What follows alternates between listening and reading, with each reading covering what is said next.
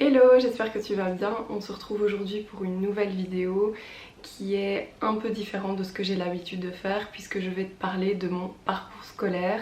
Je me suis dit que c'était le bon timing puisque la rentrée a commencé depuis quelques temps pour certains et depuis quelques jours pour d'autres. Quoi de mieux que la rentrée pour parler de l'école? Je ne sais pas. Bref, j'en dis pas plus, je te laisse tout de suite avec cette vidéo. En tout cas, sache que j'ai vraiment parlé avec mon cœur. Si ça te parle, si ça peut t'apaiser, si ça peut te rassurer, j'aurais tout gagné.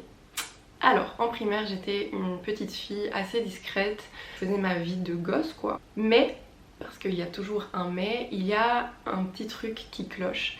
J'ai beaucoup de difficultés en maths. Les profs s'en rendent compte, mes parents s'en rendent compte. Et on me laisse aller. On me laisse passer d'année en année. Il y a des lacunes qui s'accumulent forcément. Et je finis par être diagnostiquée dyscalculique. Je vais pas te cacher, c'est quelque chose que j'ai un peu mal vécu parce que je ne me suis jamais sentie comprise, ni moi ni ma dyscalculie. C'était quelque chose qui semblait irréel pour les gens. Et j'ai encore ce sentiment à l'heure actuelle parce que j'ai l'impression que pour la majorité des gens, être dyscalculique, c'est être nul en maths. Donc ça va bien plus loin que ça forcément. Et en fait c'est très frustrant quand ton cerveau ne veut pas fonctionner de la même façon que les autres personnes. Je me suis directement sentie à part et bête. Parce que je me souviens d'une scène, donc j'étais très jeune, je pense que j'étais en première ou en deuxième primaire. Et donc on voyait des calculs, je me souviens très bien de ça. Et donc il faut que tu saches en fait que quand le procédé est répétitif, mon cerveau au bout d'un moment a un déclic et donc j'arrive à résoudre des calculs ou des problèmes de façon assez machinale. Je peux pas t'affirmer que je comprends ce que je fais, mais en tout cas je le fais un peu parce que c'est comme une habitude. Et donc c'est ce qui s'est passé jusqu'à ce que la prof rajoute le symbole euro.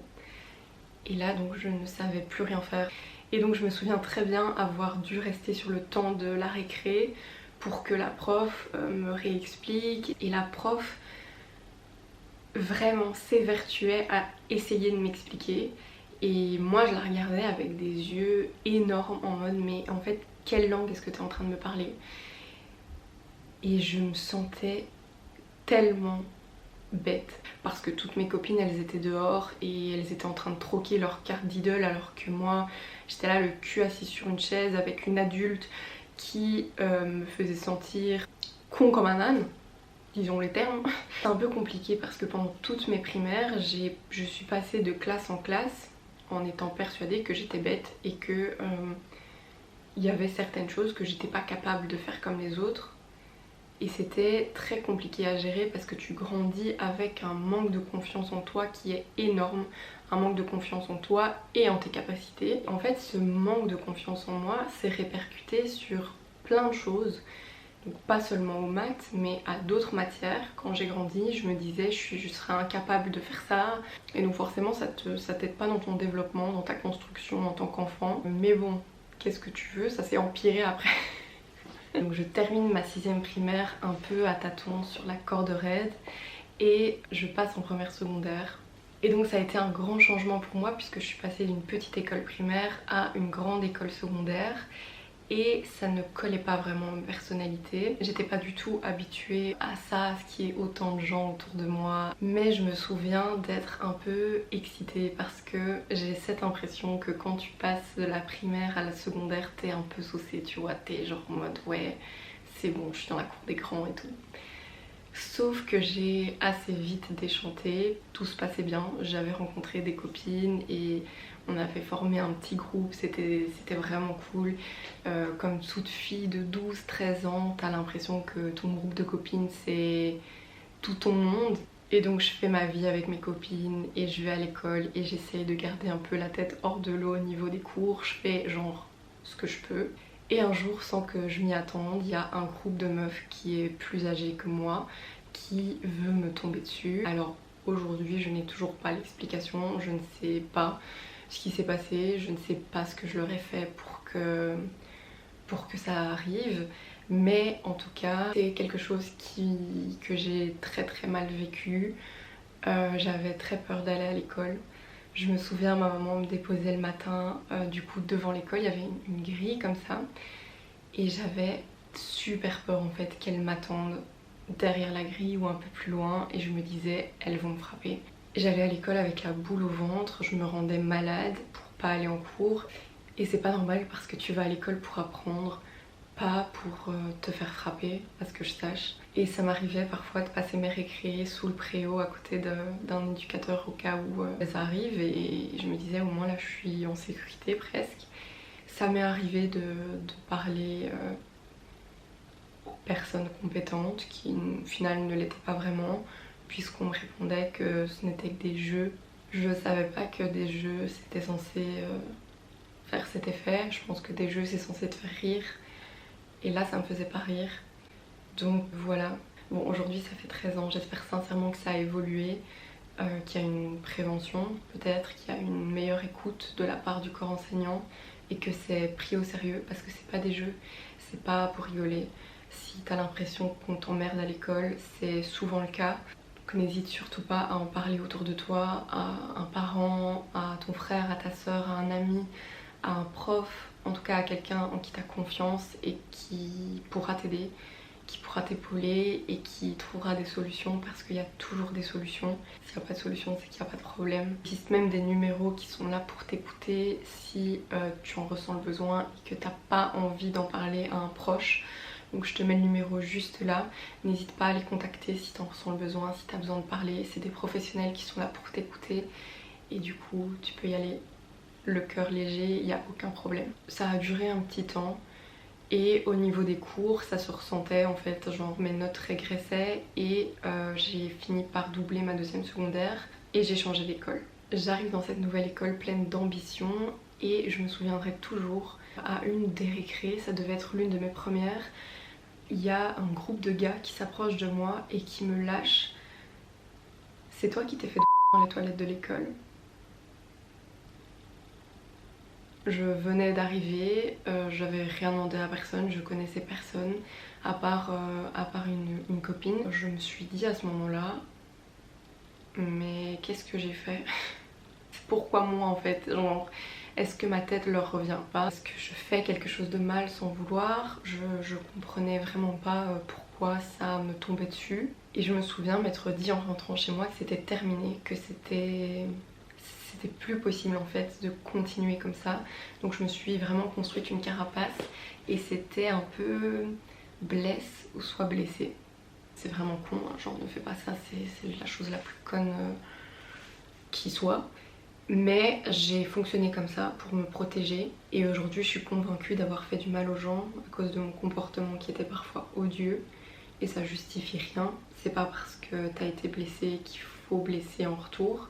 Loin de là, je pense que ça fait plus de mal que de bien, ça va juste renforcer le mal-être que tu ressens et tu dormiras pas mieux le soir.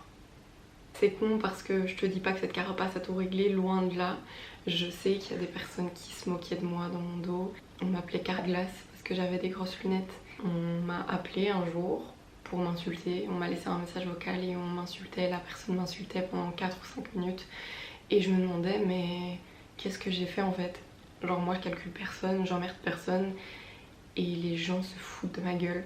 Et aujourd'hui je m'en fous si quelqu'un m'appelle Carglass, c'est le moindre de mes soucis.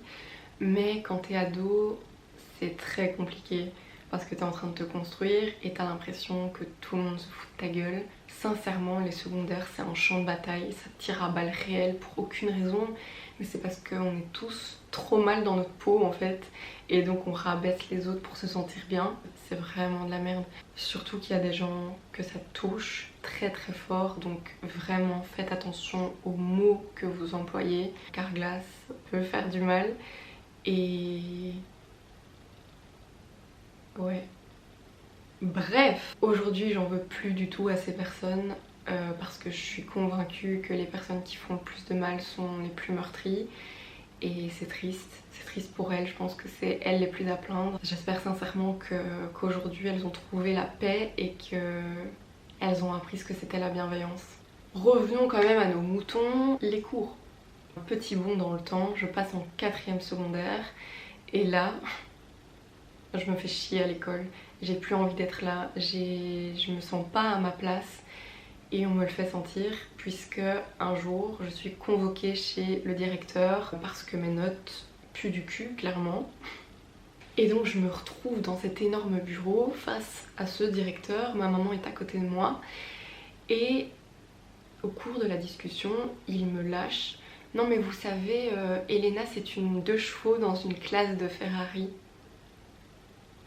Niveau confiance en soi, on est à peu près sur une échelle de -4/10. Et cette phrase, c'était pas juste une phrase, ça a renforcé tout ce que je pensais de moi. J'étais persuadée que j'étais bête, j'étais persuadée que j'avais pas ma place ici, que tout ce que j'entreprendrais, ça n'irait pas parce que j'étais pas capable de le faire. Et en fait, à partir de ce moment-là, j'ai lâché. J'avais plus envie de faire d'efforts et je me suis vraiment dit: il y a personne qui se demande pourquoi j'étudie pas. Il y a personne qui se demande pourquoi je fous rien. C'est juste moi le problème. C'est moi la 2 chevaux dans l'histoire. Et encore une fois, je me suis sentie incomprise, mise sur le côté. Et donc ce qui s'est passé, c'est que l'école a fini par me dire: ciao ma puce, la 2 chevaux ça dégage. Et je me suis retrouvée sans école à quelques jours de la rentrée. Et donc je te cache pas que tout a été fait dans la précipitation. J'étais très angoissée parce que je me disais: je vais jamais trouver d'école, qu'est-ce que je vais faire? C'est fini pour moi. Genre sincèrement c'est terminé, je sais pas ce que je vais faire de ma vie. J'aurai pas de diplôme et voilà. Et ma maman finit par me dire: mais pourquoi tu n'irais pas dans une école d'art, en option photo? Parce que t'adores la photo, ça pourrait être cool et tout. Et donc c'est ce que j'ai fait, je me suis inscrite dans une école artistique et j'ai fait 2 ans de photo. Donc j'ai fait ma rentrée et très vite je me suis rendu compte que j'étais comme un vieux cheveu dans la soupe puisque j'étais entourée de personnes qui s'y connaissaient à mort, qui étaient là depuis plus longtemps que moi, qui avaient appris des choses que moi je ne connaissais pas. Et je me répétais en fait: t'as ta place nulle part meuf, en technique ça va pas, en général ça va pas, en fait c'est toi le problème. C'est toi le problème et... juste fais avec quoi, fais avec, essaie de te démerder pour terminer ta réto et te barrer, puisqu'à ce moment-là j'étais persuadée que plus jamais je ne remettrais un pied dans un établissement scolaire, c'était ce que je voulais, mais c'est pas vraiment ce qui s'est passé, puisque au fur et à mesure du temps j'ai eu un certain besoin de reconnaissance et j'avais envie de prouver aux autres que j'étais capable de réussir. Donc j'ai emmagasiné une rage en moi qui m'a poussée à travailler très dur. J'ai réussi ma réto, j'étais très fière de moi. Donc après l'obtention de mon diplôme, je me suis dit: ok, qu'est-ce que tu fais? Bah tu vas à l'UNIF. Et je suis convaincue que je suis pas allée à l'UNIF pour moi. Je suis allée à l'UNIF pour prouver aux gens que j'étais capable de réussir et de bien réussir à l'UNIF. Et c'est la pire chose à faire puisque si tu as envie de réussir en faisant des études ou pas, il faut que tu le fasses pour toi et pas pour les autres. Sincèrement, je me suis inscrite en psycho, donc j'ai fait 2 ans mais c'est pas la peine de s'étaler parce que c'était vraiment pas pour moi. J'ai testé et puis je me suis dit ciao. Je pensais qu'on allait apprendre à hypnotiser des gens mais apparemment pas, donc bisous. Au cours de ma 2e année de psycho, je rencontre mon copain actuel qui lui était en communication et il me parle de ses cours. Et je me dis: mais c'est ça en fait, c'est ce que je veux faire, c'est exactement ça. Et du coup je me suis inscrite en commu et à ce moment précis je me sentais à ma place. Je me suis dit: c'est là que je dois être. Je me sentais tellement épanouie, j'avais rencontré des filles géniales et les cours dans la majorité me plaisaient, donc ça c'est... Et un beau jour, cette petite flamme de rage qui me poussait à me dépasser s'est rallumée et je me suis mis la pression toute seule pour réussir. À ce moment-là, j'avais un rapport aux études qui était très malsain. Je me suis enfermée dans une bulle de travail où c'était que ça.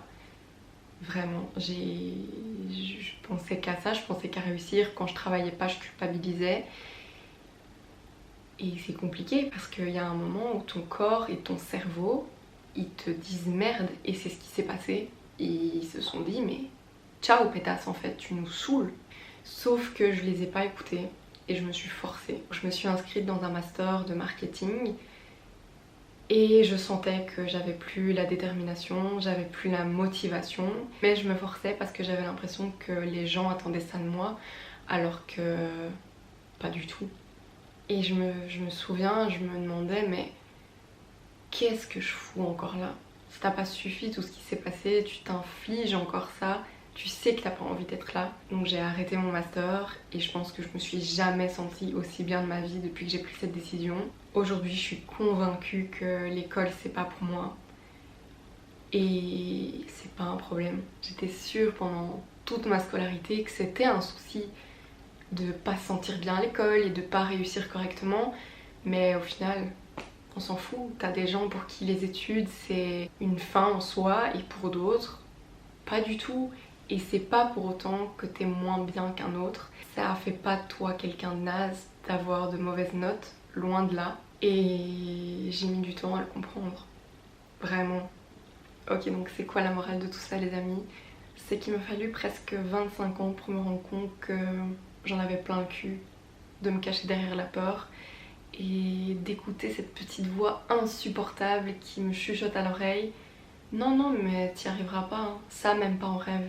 Et j'en ai vraiment marre de me préoccuper de ce que les gens pourraient penser ou dire de moi. Je te dis pas que c'est facile, mais je pense que c'est super important d'arriver à se détacher de l'opinion des autres. Parce qu'en fait, il faut que tu saches que les gens, ils auront toujours quelque chose à dire et à te reprocher. Donc je pense qu'il est vraiment temps que tu vives pour toi parce que le temps, il passe ma puce. Alors ouais, j'étais pas une élève excellente, mais je me suis toujours débrouillée et surtout j'ai essayé parce que ça c'est très important. Parce que je pense qu'être humain c'est essayer, se tromper et recommencer jusqu'à ce que tu trouves ce qui te fait vibrer. Et ça peut prendre le temps qu'il faut, on s'en fout. En tout cas, ne laisse jamais les autres remettre en cause tes capacités, tu es capable de tout. Même si parfois ça prend du temps pour s'en rendre compte, mais c'est ok. Et crois-moi, remercie toutes ces personnes qui croient pas en toi aujourd'hui parce qu'elles te pousseront vers le succès. En ce qui me concerne, j'ai décidé de prendre mes coronesses en main et de vivre ma vie tout simplement, d'arrêter de vivre par procuration la vie des autres. J'ai fait un stage au début de l'année chez une créatrice de mode, j'ai travaillé dans 2 magasins de seconde main et je me suis rendu compte que c'était ça en fait. C'est la mode, ça a toujours été ça. Il y a quelques années maintenant, il y a une idée qui m'a traversé l'esprit et je t'avoue, je lui ai pas laissé sa chance. J'y prêtais pas trop attention et en fait elle a pris de plus en plus de place, cette petite coquine. Et aujourd'hui cette idée c'est plus vraiment une idée, mais on en reparlera au moment voulu, bientôt j'espère. En tout cas tout ce que je peux dire c'est que la 2 chevaux elle a piqué le moteur de la Ferrari.